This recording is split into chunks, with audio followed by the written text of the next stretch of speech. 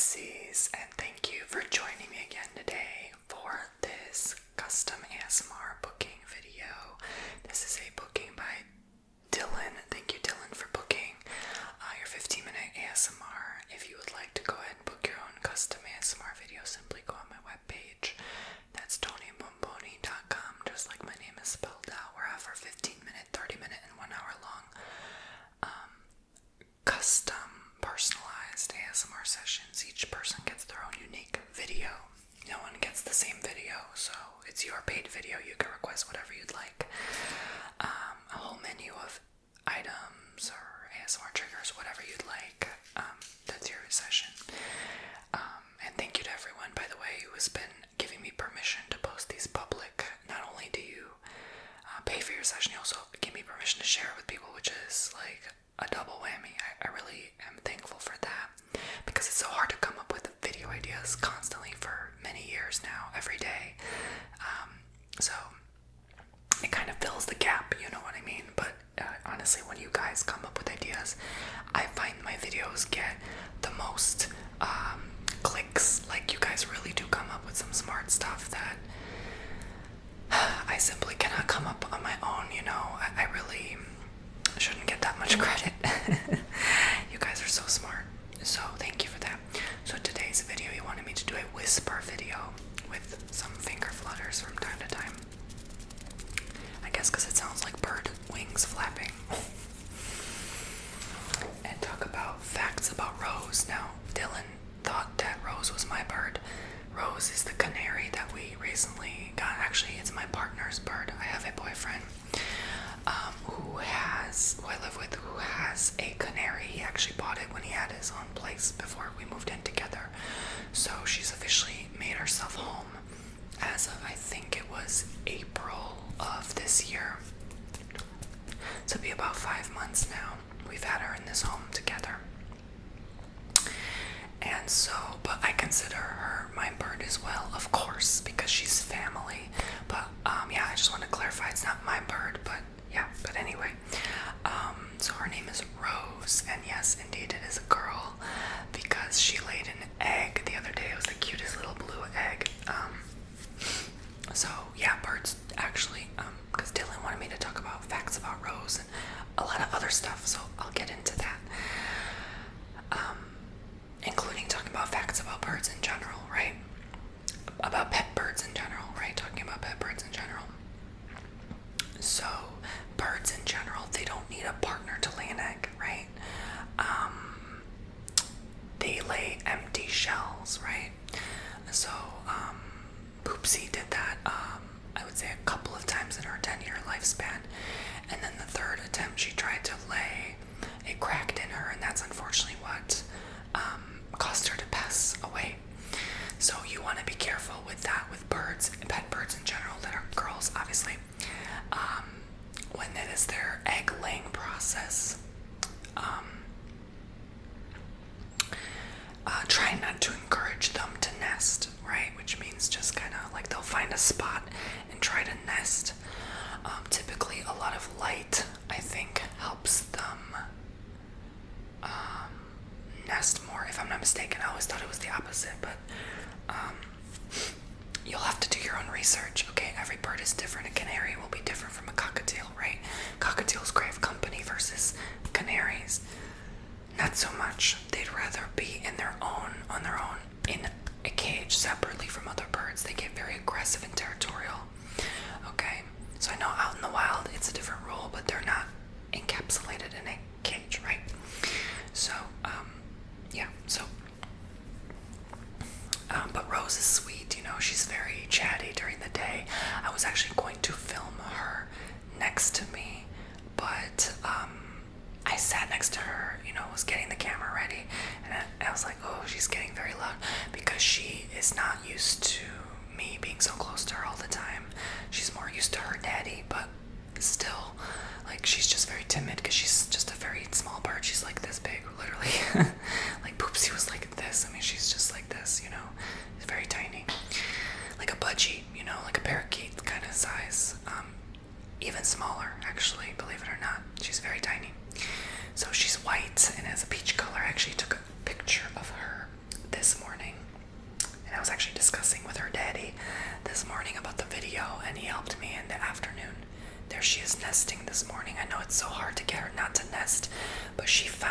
She's so cute. She found this little like paper shredder, colorful paper shredded stuff that we put in this little dish here for her, and she just loves to nestle in there. Yeah, see, she's white and peachy. See how peachy her beak is? She has that color, it's hard to tell, but like all over here and the other side.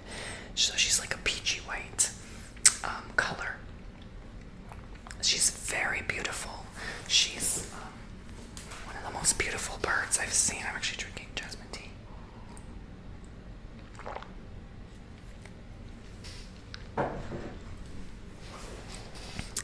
Next to Poopsie, of course, rest in peace.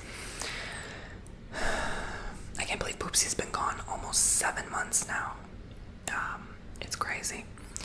I can't even see where I buried her anymore. It's like the grass is all covered and grown over it. Like, yeah. So, but so basically, I'll show you how we take care of her. I guess, you know, she gets a big, beautiful like rose bed sheet. It literally has roses all over it. How fitting, right? Her name is Rose. I call her Rosie. Sometimes I'm like, hello, Miss Rosalinda. Sometimes I call her Rose Quanda, Rosisha. I don't know, I'm silly like that. I like playing games where I'm like, hello, Rosita. Like, I call her all sorts of cute nicknames.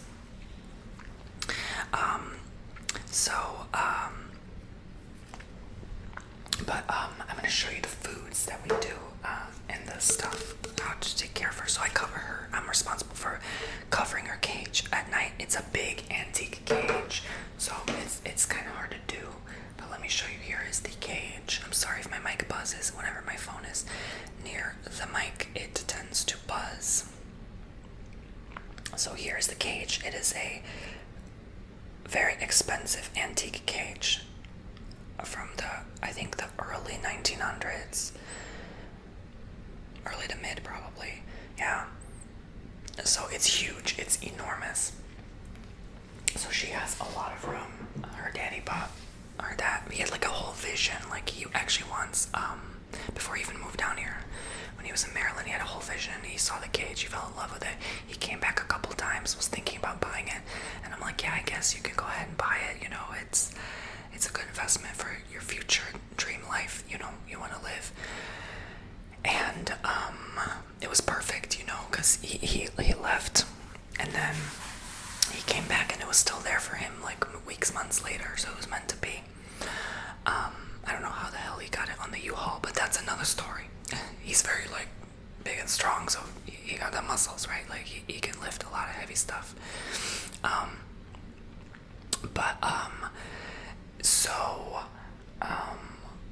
He got her that, which I thought was beautiful, because a lot of people with canaries get them like teensy weensy cages, and I feel sorry for him because you can't release canaries out like that, you know. They'll fly out all over the house. You can't catch them. They're too quick. They're too small. I doubt you can train a canary to begin with. So if you're gonna keep them, you know, as a pet in a cage for the rest of their years, get them a nice big cage so they can move around. That's why she's very happy. She's very chirpy because she loves the space. She can actually fly around in there. She's so small. She can actually fly all around. It's like a jungle gym to her. So she has more than enough room. That's like me.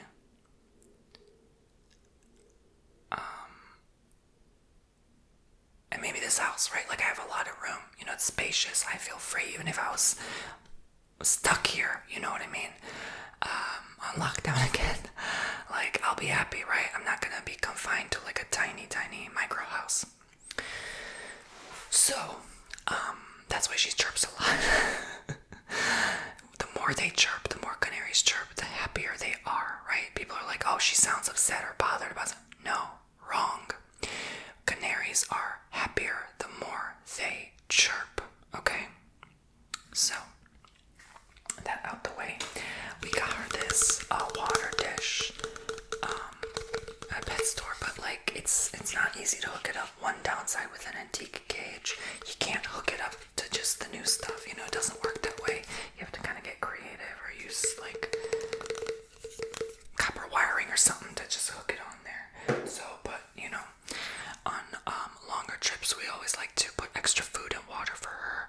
You know, she's been fine, you know, more than fine, and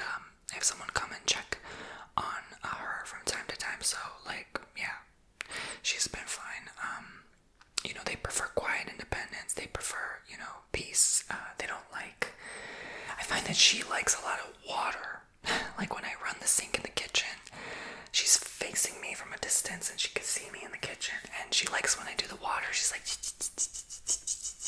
so she gets very happy, and that makes me happy to hear her. And it also brings positive energy in the home, you know.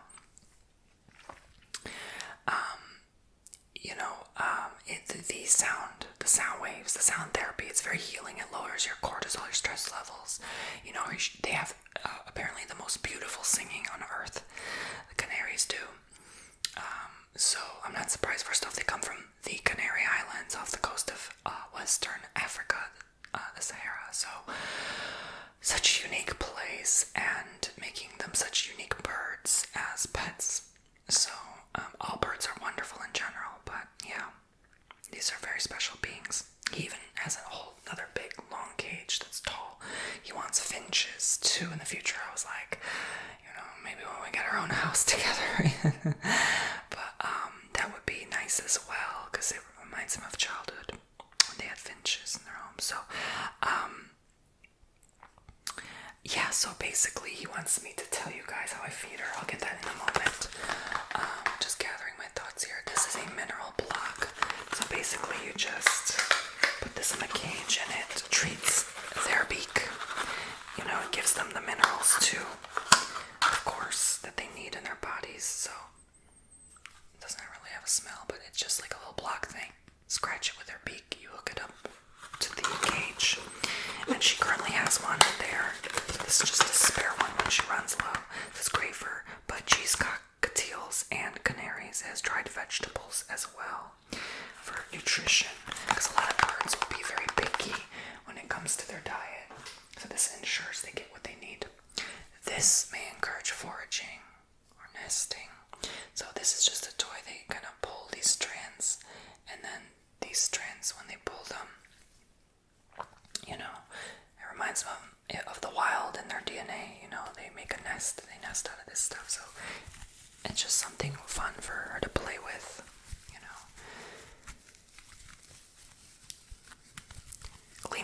Cleaning her antique cage is very complicated. I'm responsible for that as well. You know, the cleaning aspect is just a challenge for sure.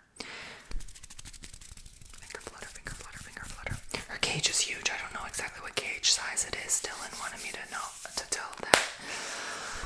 It's big, okay? It's literally taller than me. It's like 6.5 feet tall. It's huge. It's bigger than Poopsie's cage. So it's like this wide. Oops, sorry. It's very wide and very tall. I'd say her cage alone is just like over half my body height, like. So,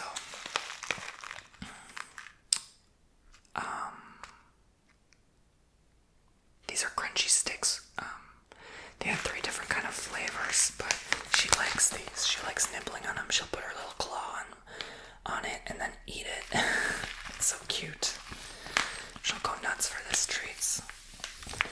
But with birds in general, you also want to make sure they eat a sufficient amount of their actual daily diet seeds that you put in the dish. My partner changes her seeds and her water daily. That's just his preference. He likes to give her fresh, but also because her little feet, or her little orange feet, will just knock over the seeds if it's too full, excuse me. So he'll just put a little bit every day, just so it's like not so full that she starts knocking seeds on the floor. And yeah, I do have to clean that up and vacuum that up, you know, a couple times a week.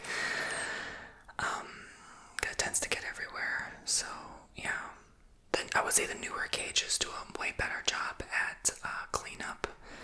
The antique cages, not so much. Like, you can't really put anything around it. I used to have this like white net around Poopsie's cage. It would fit most universal cages now, but this antique is so big, those don't really fit over it, you know. So it's not ideal, but hey, we love her. So you don't really need much attentiveness to canaries. They are solo, independent creatures. Like, she'll have sass and attitude. Like, if we show up past 8 p.m., every day she'll have that routine, 8 p.m. onwards. she'll be on the top of her cage. She has this like rope perch that's very long and thick and it's colorful, and she'll perch. It's like way at the top of her cage, where it's like by the roof where there's like a shade and privacy. She'll be way up there and she'll look down at us like, yeah, what do you want? Like, she'll be a completely different personality. She'll be all like scrunched up and just looking and blinking like, yeah, please leave me alone, I'm trying to go to sleep. But during the day she's like all extrovert and out there, so it's so cute to see that adjustment. And you do want to cover the birds at night so you can keep them feeling safe and protected, and also it prevents the daylight from coming in through their cage that early, because they're in tune with the cycles of the sunrise and sunsets. So that prevents you from waking up early, and the blanket helps buffer the sound of their chirps too. In the morning she has like the sweet low chirps, thankfully, so with my door closed, I'm right by her, like my bedroom's more close next to her cage, but it doesn't bother me. Like, it might bother you the first 2 days to a week, but you get used to it, and then it kind of ends up like background sound. Like, you know, the first week I was like, oh my gosh, I'm not used to all this chirping, but I just completely zone it out now. Like, I don't even really think about it anymore. And you know, so this is the stuff that is in her little dish. She likes to pull it and play with it. They need stuff like this, like shredded paper. I think his friend actually got this for him, which was kind, because it's very helpful for her situation. You can also put these on the bottom of the cage, and it makes them feel comfortable. But again, if they have a nesting problem, you don't have to worry if they're a male, obviously.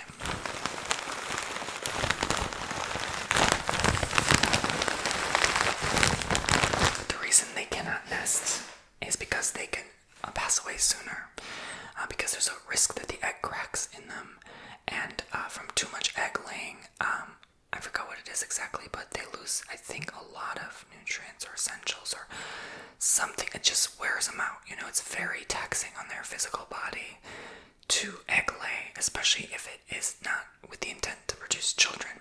You always want to remove eggs, because I heard that even with cockatiels, they can get attached to their egg or think it's a baby and try to nest it, or, you know, try to get it to hatch. So just remove them as quickly and promptly as possible, okay? Even if it's on the bottom of the cage and it's cracked in half, just remove it, okay? Yeah, so that's that. Whoops. This is a fruit blend flavor. This is just essential daily nutrition. It's like an extra seed. It's for canaries and finches only. It's very small because they have little tiny beaks. But I would say you would mix this with their food. I wouldn't just give them just this. I don't know how healthy that would be, but she refused to eat this. She did maybe a little bit, and then she stopped. So you gotta learn your pets. You gotta learn what they like and what they don't like, okay? But safely, any pet bird will eat the regular birdseed diet as long as it matches. Like, don't buy like parrot food for a canary. You know what I'm saying? Obviously, make sure there's a canary on the cover, or it says bird food for canaries, right?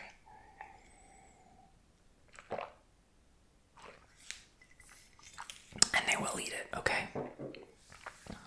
Alright, so that's kind of a long one, but why not? He first got this. It's actually turtle or reptile food. It says it's for all reptiles. They said this was okay to mix with some water to make it more mushy, to get their fruits intake. This is dried fruit and veggie mix, you know. Yeah, it says it's for the turtles, tortoises, bearded dragons, iguanas, but you can give it to your canary. It says mix a small amount of warm water and stir. Allow to rehydrate for 5 minutes. Drain excess water and offer it to your pet in a shallow feeding dish. Okay, that's exactly how it's done.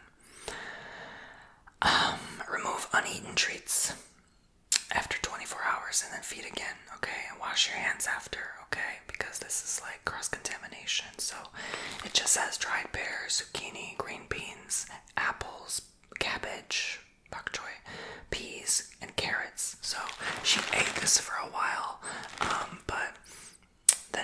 she wasn't a fan after a minute, so, yeah, unless I get a bearded dragon or an iguana, which I low-key want.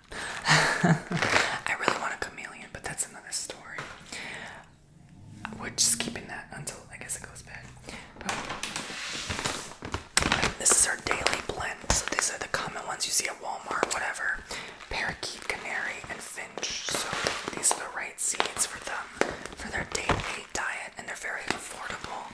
And honestly, they do just fine eating this stuff. So, yeah.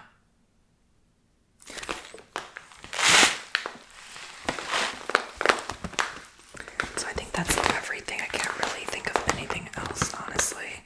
They're great solo independent birds. So Dylan, you're thinking about getting a canary or several canaries, yeah, just make sure they're all separated. They will attack each other, okay? I'm not kidding, okay? Do not put them with other birds as well, even other species, like, no, okay? Solo canary in a solo cage, okay? Alright.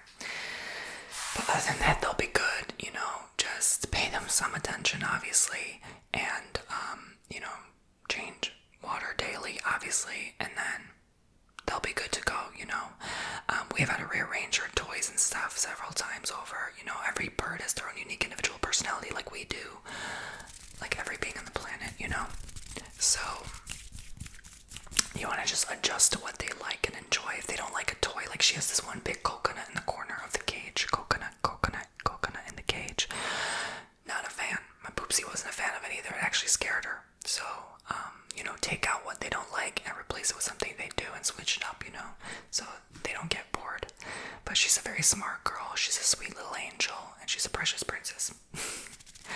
Bye, poopsies. I hope you enjoyed. And again, if you like your own custom ASMR video, make sure you go check me out on TonyBomboni.com, and I will see you all, yes, you,